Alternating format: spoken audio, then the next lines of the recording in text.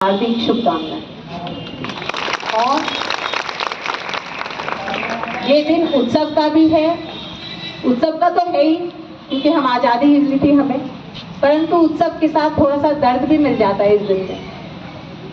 26 जनवरी और 15 अगस्त में यही अंतर, 26 जनवरी में केवल उत्साह उत्साह उत्साह रहता, उस समय कोई दुख नहीं याद आता, पर 15 अगस्त आते ही वो शहीद याद आ जाते हैं, चंद्रशेखर आजाद, भगत सिंह और बहुत सारे, है ना, वीर सावरकर, चंद्रशेखर आजाद और झांसी की रानी, है ना।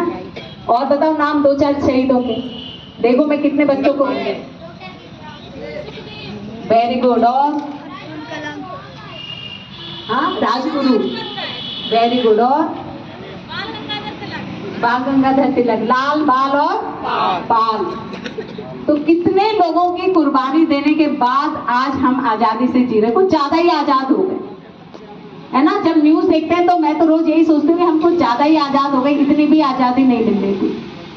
कोई पत्थर मार रहा है, कोई लाठी चला रहा है, बिल्कुल भूल गए हैं कि हमें ये देश, ये आजादी किस कीमत पर मिली है। आपको पता है जब आजाद हुआ देश और पाकिस्तान अलग हुआ तो ट्रेन ऐसी आती थी जिसमें एक भी व्यक्ति जिंदा नहीं होता था, सबके सर कटे होते थे। जो पाकिस्तान से ट्रेन आती थी, जो हिंदू वहां से यहाँ आना चाहते थे, इतने दंगे हुए थे, इतने दंगे कि शायद इतना नरसंहार कभी भी नहीं हुआ 14 अगस्त की रात को। उस दर्द के बाद हमें ये 15 अगस्त की आजादी मिली।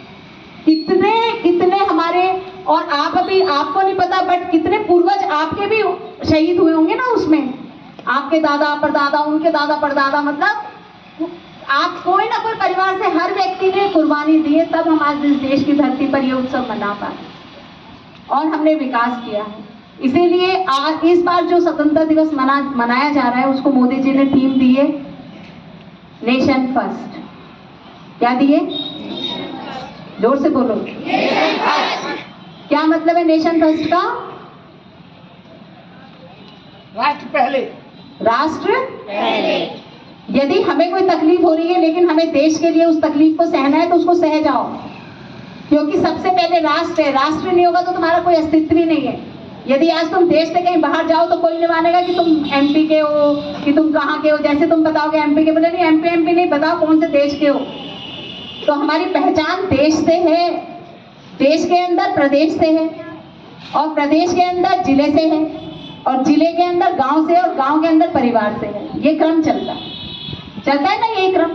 गांव में वो पूछेंगे भाई बताओ कौन से घर की हो, यही पूछते हैं ना। और जब जिले पे आ जाते हैं तो क्या पूछते हैं, कौन से गांव की हो।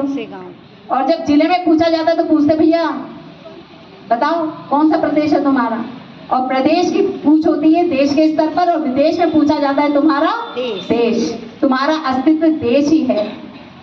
घर में तो सभी राजा हैं, बाहर जाके राजा बनोगे तब जब इंडिया को राजा बनाओगे, अपने देश को वैल्यू दोगे, उसको तकलीफ नहीं पहुंचाओगे। तोड़ फोड़ करना, आगजनी करना, पत्थरबाजी करना, ये सब तो अपराध है। ये बड़े बड़े अपराध गिनाए हैं मैंने आपको, आप छोटे छोटे अपराध बता रही।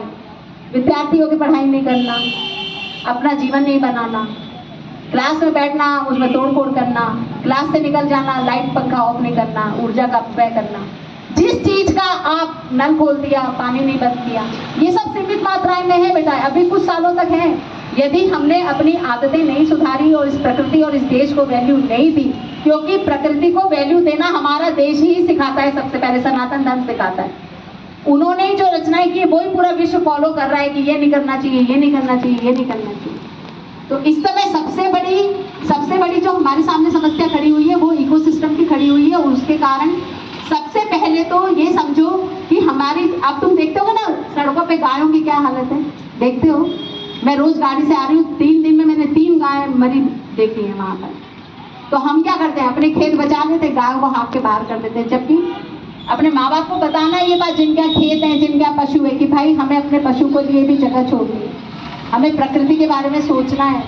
हम सबसे प्रकृति बनी, यदि पशु नहीं होंगे तो हम भी नहीं होंगे। इकोसिस्टम है ये, कोई भी एक चीज गायब हो जाएगी इससे तो पूरा इकोसिस्टम गड़बड़ हो जाएगा और हम सब गड़बड़ हो जाएंगे।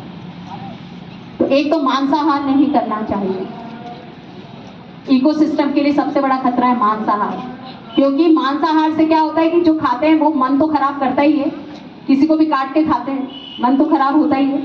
तो आपका मन खराब हो गया, आपके अंदर गुस्सा भर गया, एग्रेशन भर गया, क्यों? क्योंकि आपका भोजन खराब है, तो आपका मन खराब है, आपके विचार खराब है, तो हम आपस में लड़ते हैं। और जो वेस्ट निकलता है वो हमारी प्रकृति को, इकोसिस्टम को खराब करता है। तो हम सबको कोशिश करनी चाहिए कि हम मांसाहार से दूर रहें और शाकाहारी बने, राष्ट्र के बारे में सोचें, अपने जीवन को अच्छा बनाएं। हम अच्छे बनेंगे तभी तो देश बनेगा ना। हम सुधरेंगे जग सुधरेगा, हम सुधरेंगे जग सुधरेगा, जोर से बोलो, जग सुधरेगा, हम सुधरेंगे तो दूसरों को नहीं सुधारना है, वो काम तो हम लोगों का है, गुरुजनों का, कि तुम्हें बताना है बेटा ये तुम में अच्छा है, ये खराब है, ऐसा कर लो, ऐसा कर लो। लेकिन हर बच्चे को, दूसरे बच्चे को नहीं देखना, उसको किसको देखना है? स्वयं को। आप स्वयं सुधर जाएंगे, आपकी लड़ाइयाँ नहीं होंगी।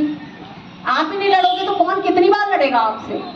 तो प्रेम से रहना, एक दूसरे की इज्जत करना। जब आपसे कोई बदतमीजी करता है, गाली देता है, तो आपको कैसा लगता है?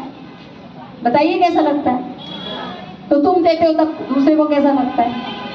तो ये भावना जब समझ जाओगे कि जो हम करते हैं वो दूसरा यदि हमारे साथ करता है तो हमें बुरा लगता है। तो एक दूसरे से प्रेम से रहना, विद्यालय में अनुशासन में रहना, अपने देश से प्रेम करना, सभी से प्रेम करना, अपने क्लासमेट से, अपने गुरुजनों से, अपने माता पिता से, सबके रेस्पेक्ट करना, सबसे प्यार करना, यही संदेश है। ऐसे हम बन जाएंगे तो राष्ट्र तो वैसे ही सबसे पहले हो जाएगा। आपको कितना करना है, छोटा सा परिवर्तन लाना है अपने अंदर कि सबसे प्रेम पूर्वक व्यवहार करना है, तो बहुत सारी समस्याएं जीवन की खत्म हो जाएंगी। मैं समझ रही हूँ गर्मी बहुत है, इसलिए मैंने शॉर्ट में ही अपनी बात रखी है जो मैं कहना चाहती थी कि प्रेम से रहो, राष्ट्र को वैल्यू दो, संपत्ति को नुकसान ना पहुंचाओ। देखो झूले लगे थे, सब हिलने लगे ऐसे ऐसे ऐसे, किसके लिए लगे थे?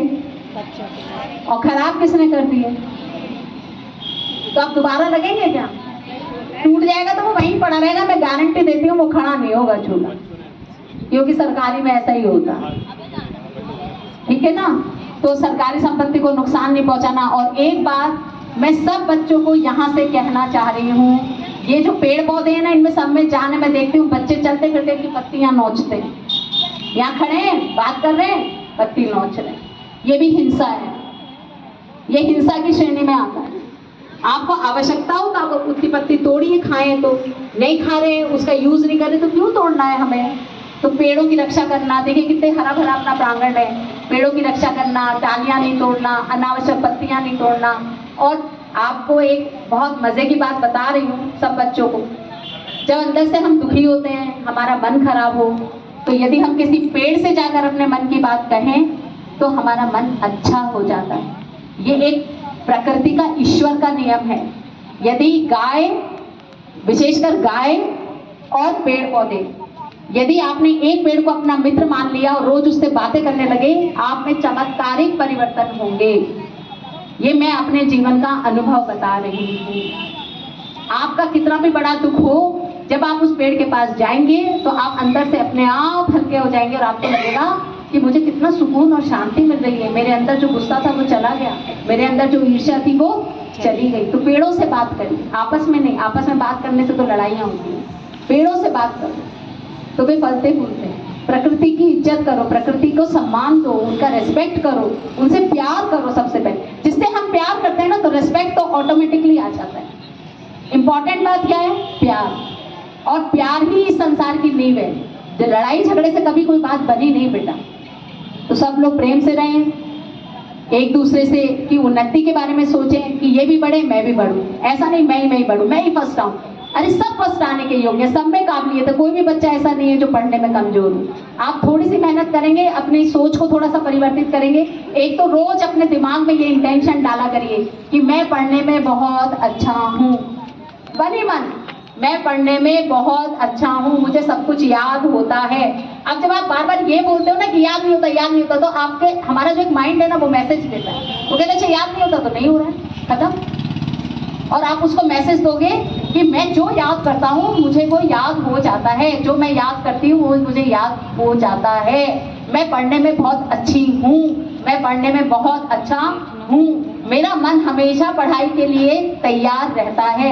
ये 3 इंटेंशन आपको डालने हैं और आप देखेंगे यदि आपने इसको फॉलो किया, मैं तो आपके साथ नहीं रहूंगी आप अगले 15 अगस्त, लेकिन जब आप ये 1 साल तक आप ये प्रैक्टिस करेंगे तो आपके टीचर्स आपसे पूछेंगे कि मैम बता के गई थी, बताओ आपके जीवन में क्या परिवर्तन आया। और मैं आपको गारंटी से कह रही हूँ, मैं ये सब बातें ऐसे ही नहीं कह रही हूँ, अनुभव करके कह रही हूँ। हम जैसा सोचते हैं वैसा बन जाते हैं, हमें कोई बाहर से नहीं बना सकता। हम जैसा सोचते हैं वैसा बनेंगे, हम जैसे विचार अंदर डालेंगे वैसे बनेंगे। तो अपने विचारों को देखो कि हम क्या सोचते हैं। हम ये सोचते हैं क्या दूसरे के बारे में हमेशा ये खराब है, ये ऐसी है, वैसे निंदा करते हैं क्या? तो निंदा करते हैं तो हमारा तो दिमाग कचरा होना ही होना है, राइट?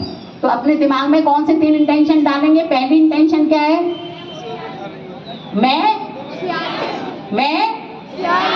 मैं होशियार हूँ, मैं पढ़ने में बहुत अच्छी हूँ, मुझे सब कुछ हाँ याद हो जाता है, और मेरा मन हमेशा पढ़ने के लिए तैयार रहता है। क्या रहता है? पूरा सेंटेंस बोलो। हाँ, तो आप देखिएगा कि जो ये पढ़ाई और किताबें देख के नींद आती है और भागने का मन करता है ना, ये अपने आप दूर हो जाएगा। मेरे सारे बच्चों को और टीचर्स को बहुत बहुत शुभकामनाएं, बहुत बहुत बधाई, धन्यवाद।